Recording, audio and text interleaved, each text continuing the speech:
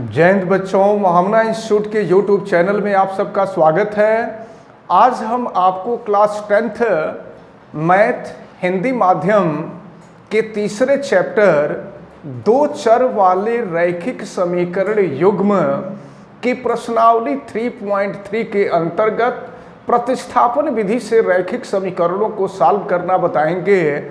और प्रतिस्थापन विधि से रैखिक समीकरणों को सॉल्व करने की जो विधि हम बताएंगे, यह विधि बिल्कुल आसान विधि होगी। बोर्ड के एग्जाम में इसमें से एक क्वेश्चन आपसे हमेशा पूछा जाता है। तो हम प्रश्नावली 3.3 शुरू करें इसके पहले आप वीडियो को लाइक करें और चैनल अगर सब्सक्राइब नहीं किए हैं तो महामना इंस्टीट्यूट के यूट्यूब चैनल को सब्सक्राइब कर लें।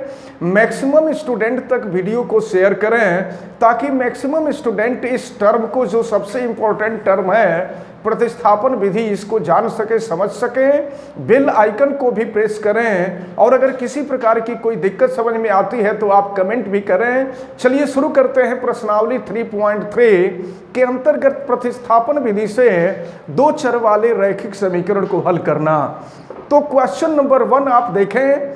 क्वेश्चन नंबर 1 दिया हुआ है, निम्न रैखिक समीकरण युग्म को प्रतिस्थापन विधि से हल कीजिए।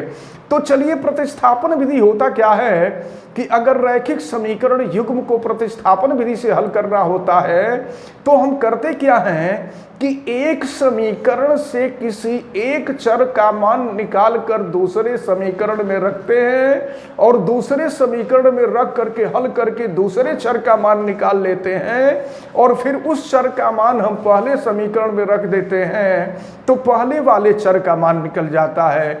इस प्रकार हमें आंसर प्राप्त हो जाता है। तो प्रतिस्थापन विधि से रैखिक समीकरण युग्म हम सॉल्व करना देखने जा रहे हैं। जब एक एग्जाम्पल देखेंगे, एक क्वेश्चन देखेंगे तो बिल्कुल क्लियर हो जाएगा कि प्रतिस्थापन विधि से रैखिक समीकरण युग्म को कैसे सॉल्व करते हैं। हम इसका फर्स्ट क्वेश्चन देख रहे हैं। फर्स्ट क्वेश्चन आपको दिया हुआ है x plus Y equal to 14 और दूसरा जो समीकरण है वो दिया है x minus Y equal to 4। देखें, प्रतिस्थापन विधि से इन दोनों रैखिक समीकरण युग्म को सॉल्व करना है। ये है समीकरण नंबर 1, ये है समीकरण नंबर 2। और देखिए हम करते क्या है प्रतिस्थापन विधि से हल करने के लिए, समीकरण 1 से x या y का मान निकाल लेंगे और इस मान को निकाल करके हम दूसरे समीकरण में रखेंगे। तो चलिए, समीकरण 1 से हम किसी एक का मान निकालते हैं, हम y का मान निकाल लेते हैं।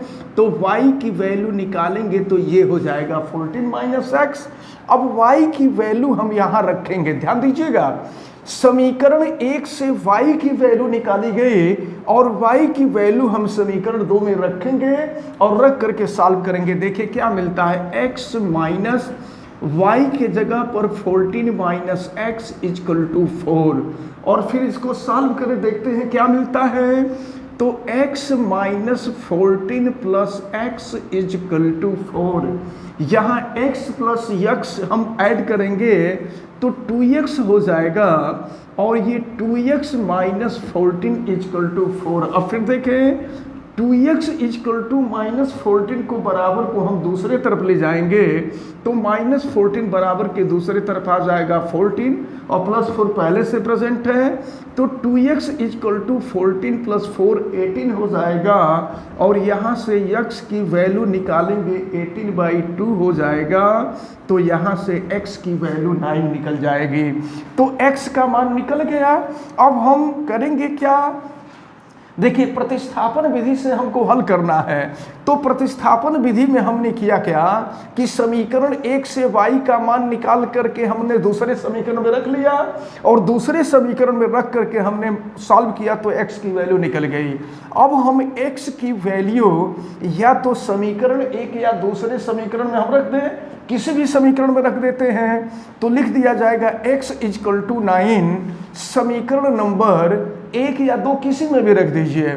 चलिए हम समीकरण नंबर 2 में रख लेते हैं। यहाँ लिख रहे हैं x इजकल टू 9 समीकरण 2 में रखने पर, समीकरण 2 में रख रहे हैं और समीकरण 2 में रखते हैं तो फिर देखिए क्या मिलता है, ये x minus Y equal to 4 है, तो x के जगह पर है 9 माइनस वाई इक्वल टू 4।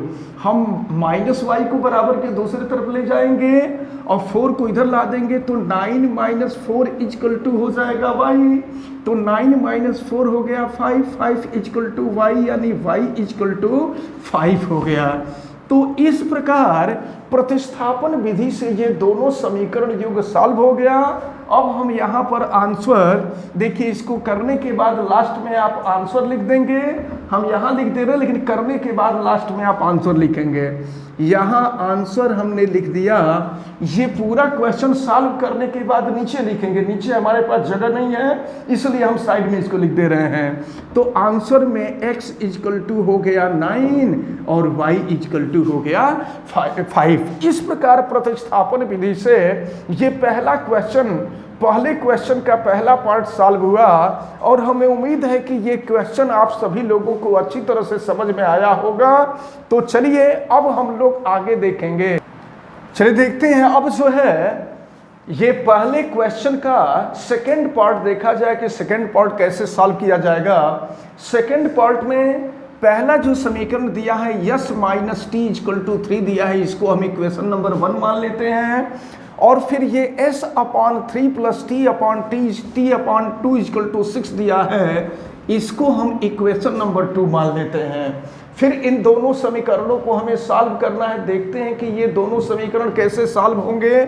तो अब हम वही काम करेंगे, किसी भी एक समीकरण से देखिए इसकी कोई शर्त नहीं है कि पहले से वैल्यू निकाल कर दूसरे में रखेंगे कि दूसरे से वैल्यू निकाल के पहले में रखेंगे।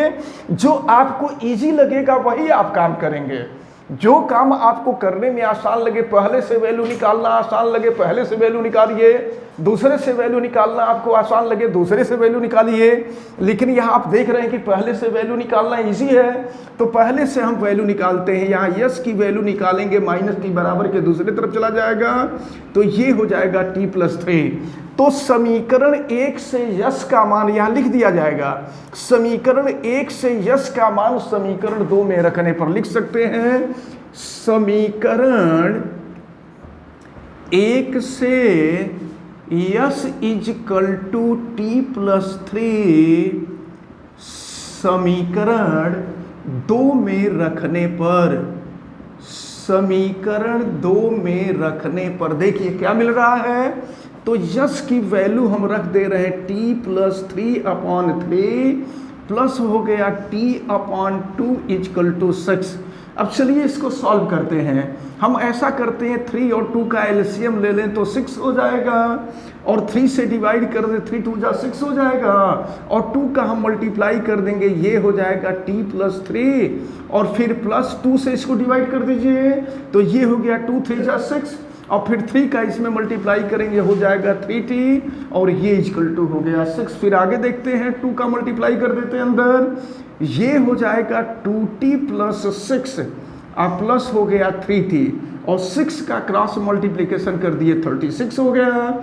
अब देखिए 2t प्लस 3t ये हो जाएगा आपका 5t, 6 को हम बराबर के दूसरे तरफ लेके चले जाते हैं तो 36 माइनस 6 हो जाएगा, ये हो गया आपका 5t इक्वल टू 30 हो जाएगा और यहाँ से t की वैल्यू निकालेंगे तो 30/5 और t की वैल्यू, अब यहाँ से इसको अगर हम डिवाइड कर दें तो ये हो जाएगा 6, यानी t की वैल्यू 6 निकल गई। अब t का मान चाहे आप समीकरण 1 में रखिए चाहे समीकरण 2 में रखिए, जिसमें रखना आपको आसान लगे आप उसी में रख करके सॉल्व करेंगे। तो t की वैल्यू 6 निकल गई है, t की वैल्यू हम समीकरण नंबर 1 में रख देते हैं। तो यहाँ हम नोट कर लेंगे t इक्वल टू 6 समीकरण 1 में रखने पर, चलिए 1 में रखते हैं तो यस इक्वल टू हो जाएगा t की वैल्यू है 6 प्लस 3 तो 6 प्लस 3 हो जाएगा 9। तो अब ये भी सॉल्व हो गया।